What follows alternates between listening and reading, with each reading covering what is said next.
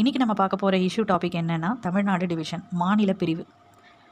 பொதுவாக இந்த மொத்த உலகத்தையும் எடுத்துக்கிட்டிங்கன்னா இந்தியாவுக்குன்னு ஒரு சிறப்பு அம்சம் இருக்குது. இந்தியாவுக்குள்ளே வரும்போது தமிழ்நாடுக்கு பயங்கரமான சிறப்பு அம்சம் இருக்குது. ஏன்னா நம்மக்கிட்ட அவ்வளோ வளங்கள் இருக்குது, இயற்கை வளங்கள் இருக்குது. பூமத்திய ரேகையில் வர்றதுனால நம்மக்கிட்ட நிறைய ஒரு பொன் கொழிக்கும் நாடு, வளநாடு அப்படின்னு கூட சொல்லலாம். நிறைய பேர் இருக்குது, நம்ம இலக்கியங்களே இருக்குது. இன்ஃபேக்ட் மொத்த வரலாறுமே தமிழ்லேருந்து தான் ஆரம்பிச்சிருப்பாங்க, தமிழர்கள் தான் ஆரம்பிச்சிருப்பாங்க. இன்றைக்கி உலகம் ஃபுல்லாக எல்லா இடங்கள்லையும் வாழ்ந்துட்டுருக்காங்க. அந்த அளவுக்கு ஒரு சிறப்பு நம்ம தமிழர்கள்கிட்டையும் இருக்குது, தமிழ்நாட்டிலையும் இருக்குது. சரி, ஒரு சின்ன உதாரணத்துலேருந்து நான் ஆரம்பிக்கிறேன். பொதுவாக ஒரு குடும்பம் அப்படின்னு எடுத்துக்கிட்டிங்கன்னா அம்மா, அப்பா, அண்ணா, அக்கா, தங்கச்சி, நமக்குள்ளே நிறைய கருத்து வேறுபாடு இருக்கும். ஒவ்வொருத்தரும் ஒவ்வொரு விதமான அணுகுமுறையில் இருப்பாங்க. சொல்லப்போனால் நிறைய விஷயங்களில் சண்டை அடிதடிலாம் நடக்கும் வீட்டுக்குள்ளே. ஆனால் வெளியிலன்னு வரும்போது நம்ம குடும்பத்தை விட்டு கொடுக்க மாட்டோம்.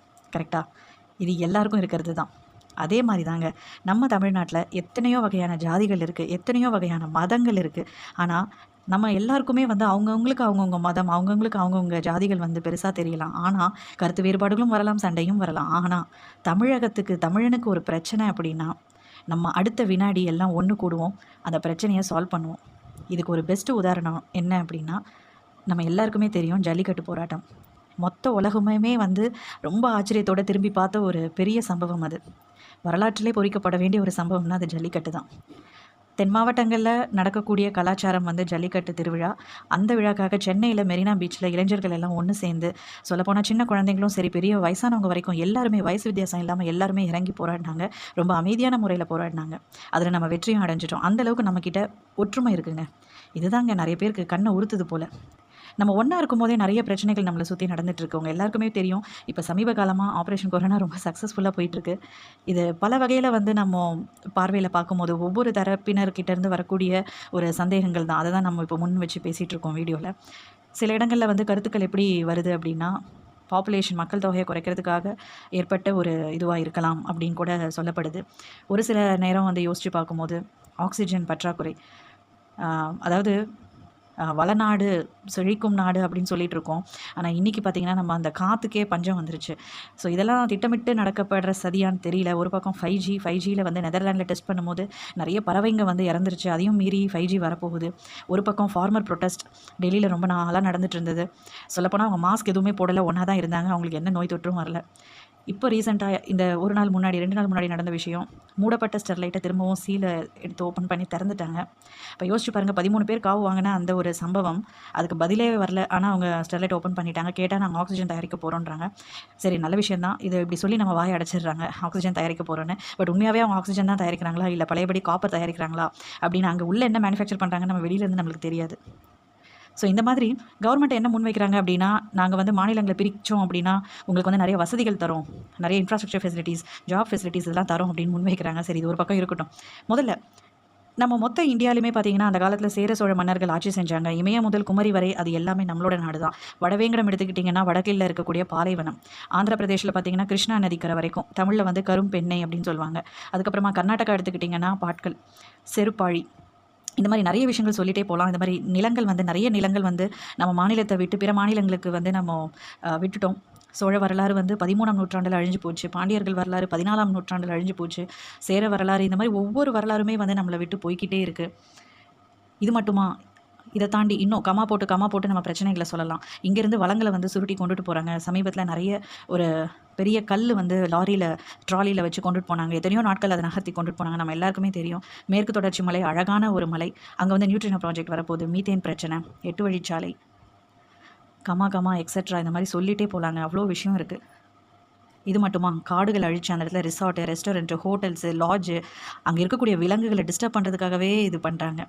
சிவராத்திரி ஃபெஸ்டிவல் வேறு பண்ணுறாங்க சைடில். ஏன் கவர்மெண்ட் இதுக்கெலாம் அனுமதி தராங்கன்னு புரியல. இது ஒரு பக்கம் அப்படின்னா, இன்னொரு பக்கம் பாருங்கள், நீங்கள் எல்லாருமே நோட் பண்ணி பாருங்கள். நம்ம நாட்டில் இருக்கக்கூடிய, அதாவது நம்ம மாநிலத்தில் இருக்கக்கூடிய பெரிய பெரிய கம்பெனிஸ் ஆகட்டும், இல்லை ஒரு இண்டஸ்ட்ரி ஆகட்டும், ஏன் ஸ்கூல், காலேஜஸ், இது எல்லாத்தையும் நீங்கள் சர்வே எடுத்து பாருங்கள். அதில் ஓனர், பெரிய போஸ்ட்டில் இருக்கக்கூடியவங்க, அந்த டிஇஓன்னு சொல்லுவாங்க இல்லையா, சிஇஓ, இல்லைனா அதோட எம்டி, இதெல்லாம் யாருன்னு பார்த்தீங்கன்னா கண்டிப்பாக அது தமிழர்களாக இருக்காது. அப்போ இவங்கெல்லாம் வெளியிலேருந்து இங்கே வந்திருக்காங்க. ஓகே, நம்ம வந்தாரே வாழ வைக்கும் நாடு தமிழ்நாடு தான். ஆனால் நம்மளுக்குன்னு ஒரு பிரச்சனை வரும்போது நம்ம யோசிக்கணும் இல்லையா? அது மட்டும் இல்லை, சின்ன சின்ன கடைகள், நான் கூட சின்ன வயசில் பார்த்துருக்கேன். அவ்வளோ சின்ன சின்ன பெட்டி கடைகள், அண்ணாச்சி கடைன்னு சொல்லுவாங்க. அந்த மாதிரி கடைகள்லாம் இன்றைக்கி காணாமல் போயிடுச்சு. எல்லாமே இன்றைக்கி சூப்பர் மார்க்கெட்டாக உருவெடுத்துருச்சு. இதெல்லாம் நம்ம யோசிக்கணும். அதுக்கப்புறமா சென்னையிலேயும் வந்து நிறைய இடங்கள், உதாரணத்துக்கு மறைமலை நகர், இந்த மாதிரி நிறைய இடங்களில் வந்து வட இந்தியர்கள் வந்து கூலி தொழிலாளர்களாக உள்ளே வந்து இன்றைக்கி வந்து அவங்க இடத்த ஆக்கிரமிச்சிருக்காங்க. இந்த மாதிரி நிறைய நம்ம சொல்லிகிட்டே போகலாம். அதுக்கப்புறமா வந்து 8 வழிச்சாலை பிரச்சனை. இதில் எல்லாத்த விட ஹைலைட் என்ன அப்படின்னா நம்ம ஜாப் ஆப்பர்ச்சுனிட்டிங்க. அதாவது இதில் ஹைலைட் என்னென்னா டிஎன்பிசி தான். டிஎன்பிசினா என்னது? Tamil Nadu public service commission. அதாவது அந்தந்த மாநிலத்துக்கு முன்னுரிமை கொடுக்கணும். ஆனால் இங்கே எல்லாமே தலைகீழ நடக்குது. இன்ஃபேக்ட் இதுக்கு ப்ரூஃப் கூட இருக்குது. நீங்கள் சர்ச் பண்ணி பார்த்தீங்கன்னா கிடைக்கும். நிறைய பேரை போய் நீங்கள் நேரடியாக கேட்டால் கூட சொல்லுவாங்க. என்கிட்டே நிறைய பேர் சொல்லியிருக்காங்க, ப்ரூஃபோடு சொல்லியிருக்காங்க. அவ்வளோ ஸ்கேம் நடக்குது டிஎன்பிசியில். அங்கே எப்படிங்க நார்த் இந்தியன்ஸ் உள்ளே வந்து பாஸ் ஆக முடியும்? வெறும் டிஎன்பிசி அப்படின்னா இல்லை, போஸ்ட் ஆஃபீஸ், பேங்க்கு, டிஎன்இபி, எலக்ட்ரிசிட்டி போர்டு, இந்த மாதிரி நிறைய இடங்களில் வந்து ஸ்கேம் நடந்துட்டு தான் இருக்குது. அது மட்டும் இல்லாமல் கவர்மெண்ட் கம்பெனி கன்சர்ன் எம்என்சிஸ் எடுத்துக்கிட்டிங்கன்னா அங்கே வந்து கான்ட்ராக்டுக்காக நிறைய பேர் ஆள் எடுக்கிறாங்க. அதுலேயுமே வந்து நார்த் இந்தியன்ஸ்க்கு தான் முன்னுரிமை தராங்க. அது ஒரு பக்கம் அப்படின்னா கீழடி அகழ்வாராய்ச்சி பல தடைகளை மீறி இன்றைக்கி வந்து ஆராய்ச்சி பண்ணியிருக்காங்க. வெறும் 5% தான் ஆராய்ச்சி பண்ணியிருக்காங்க. அதுக்கே வந்து தெரிக்க விட்டுட்டாங்க. அந்தளவுக்கு நம்ம தமிழர்களோட வளங்கள் இருக்குது. அப்போ இன்னும் ஃபுல் பர்சன்டேஜ் ரிசர்ச் பண்ணாங்கன்னா இது எங்கே போகுனே தெரியல, அந்த மாதிரி இருக்குது. நான் என்ன கேட்குறேன் அப்படின்னா, தமிழ்நாடு டிவிஷன் பண்ணுறது ஒரு ஃபெசிலிட்டிக்காகன்னு நீங்கள் சொல்கிறீங்க, அதெல்லாம் சரிதான். ஏன் வந்து முதல்ல தமிழ்நாடு குறி வைக்கிறீங்க? ஏரியா வைஸ் பார்க்கும்போது தமிழ்நாடு வந்து 3.96% தானே இருக்குது. ஃபஸ்ட்டு இருக்கிறது ராஜஸ்தான் 10.41% இருக்குது ஏரியா வைஸ். அப்போ அதை தானே முதல்ல பிரிக்கணும். அதுக்கப்புறமா மத்திய பிரதேஷ் 9.3, மகாராஷ்டிரா 9.3, உத்தரப்பிரதேஷ் 7.3%, ஏன் குஜராத் 5.9, ஆல்மோஸ்ட் 6%. அப்போ அந்த ஸ்டேட்டெல்லாம் முதல்ல பிரிச்சுட்டு வாங்களேன், ஏரியா வைஸ் பிரிச்சுட்டு வாங்களேன். ஏன் டேரெக்டாக இங்கே தமிழ்நாட்டுக்கு வரீங்க? சரி, ஒரு சின்ன கற்பனை. தமிழ்நாடு மாநிலங்கள் வந்து 2ஆவோ 3ஆவோ பிரிக்கக்கூடிய நிலைமை வந்ததுன்னா நம்ம என்னென்ன விளைவுகளை சந்திக்க நேரிடும் பார்த்தீங்கன்னா, முதல்ல ஜாப் ஆப்பர்ச்சுனிட்டி. ஏற்கனவே நம்ம கையை விட்டு ஒரு சதவீதத்தில் பார்த்தோம் அப்படின்னா 60% நம்மளை விட்டு போயிடுச்சு. இப்போ மிச்சம் இருக்கிற பர்சன்டேஜும் வந்து ஒரு கேள்விக்குறியாக இருக்கும். அப்புறமா பாலாறு பிரச்சனை, காவேரி பிரச்சனை, என்எல்சி பிரச்சனை, லேண்ட் பறிப்போகிற பிரச்சனையும் வரலாம். ஏற்கனவே நம்ம நிலங்கள் வந்து பறிப்போயிருக்கு. ஸோ அந்த பிரச்சனையும் வரலாம். தண்ணீர் பிரச்சனை வரும். நம்ம மாநிலங்களுக்குள்ளேயே ஒருத்தர் தண்ணி பிரச்சனை பண்ணுவாங்க. அதாவது நம்ம ஒற்றுமையாக இருந்தாலும் நமக்குள்ளே இருக்கக்கூடிய கருப்பு ஆடு வந்து நம்மளை ஒன்று சேர விடாமல் அந்த ஒற்றுமையை குலைக்கிறதுக்காக அவங்க என்னன்னாலும் செய்யலாம். குறைஞ்சபட்ச அங்கீகாரம் நம்மக்கிட்ட இருந்து போயிடும்.